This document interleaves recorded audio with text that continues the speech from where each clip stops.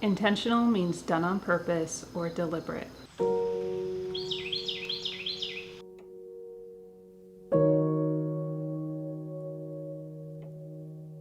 And I would add that intentionality is a deliberate, purposeful, and mindful aim to live in accordance with our standards, values, and goals. It almost seems to me that the world today wants people to be aimless, lost in the scroll, the confusion, the chaos, the noise, and the clutter. And I think what I love so much about the idea of intentional living is that at the core of it, it's not about an aesthetic or being perfect.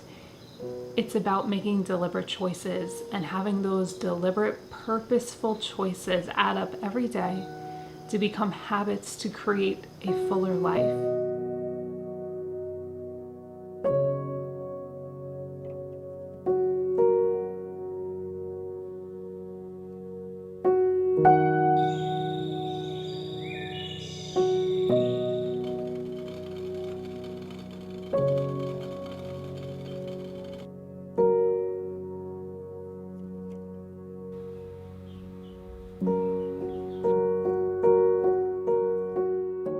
As I was thinking about intentional living and what that looks like in real time, in real life, these are some of the things that I wrote down.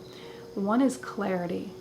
Intentional living is about clarity of purpose, clarity of standards, clarity of who we are and what we want out of this life. Ownership and confidence, accountability, ownership over our habits and our routines, the things that we value and the standards we want to set for our life. Taking that power back from the world and what the world is telling us, which fits into clarity also, what the world is telling us we should want and how we should want to live and who we should want to be.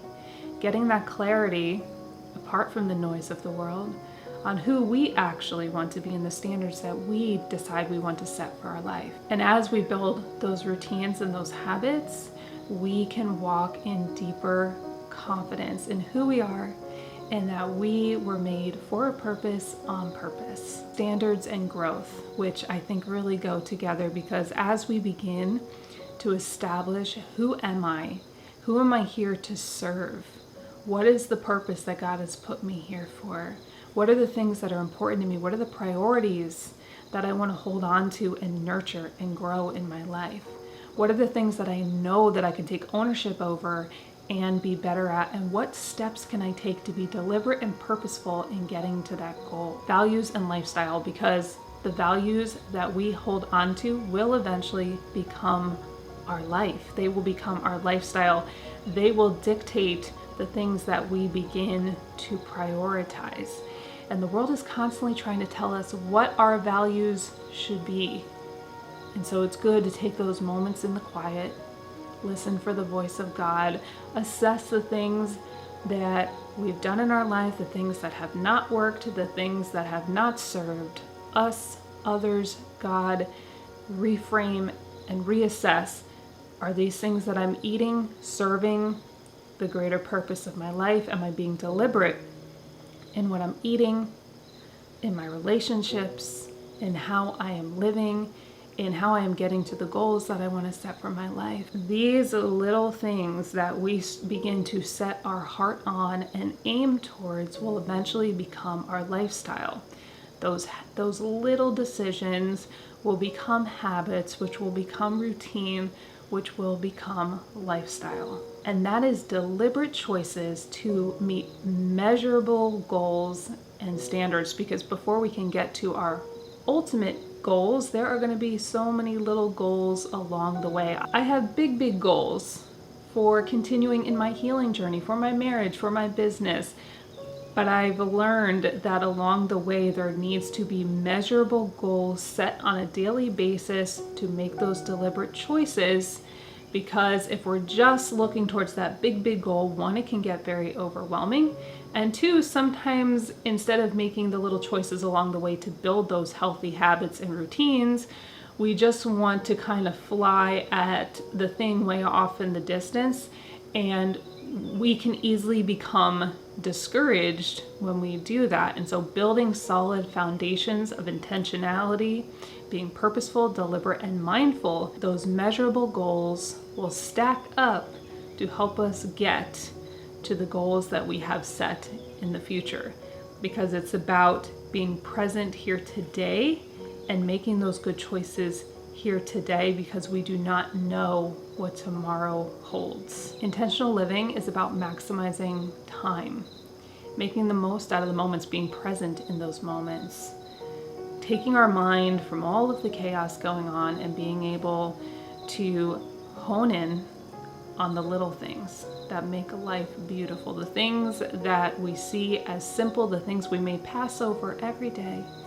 Being able to begin to train our mind to be set, to be in awe of those little things. There's so much noise in the world today and so much visual, so much stimuli, that our brains need to be retrained to be satisfied and contented and in awe of the little moments of life.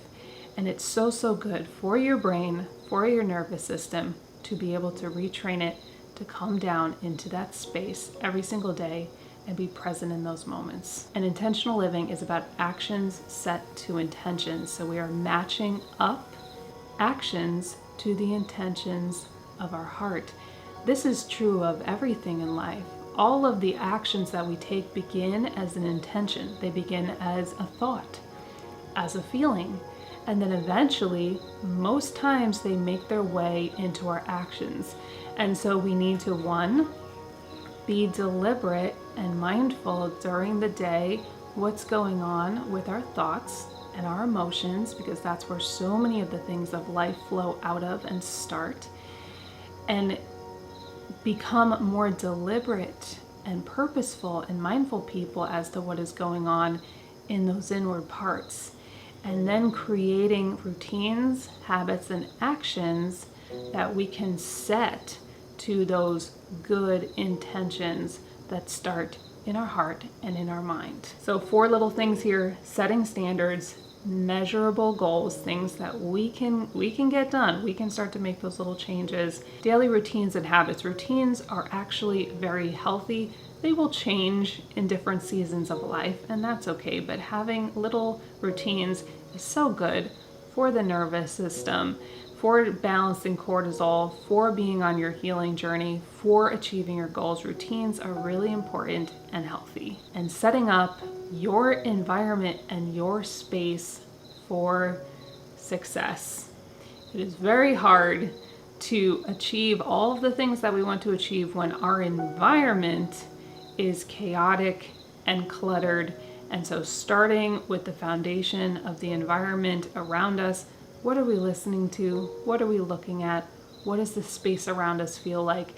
And setting some measurable goals to begin to shift that environment to become a healthier, more conducive, and nurturing place to get to where we want to go in living a more intentional life. I have been drinking spearmint and dandelion leaf tea in the morning, and it's so lovely.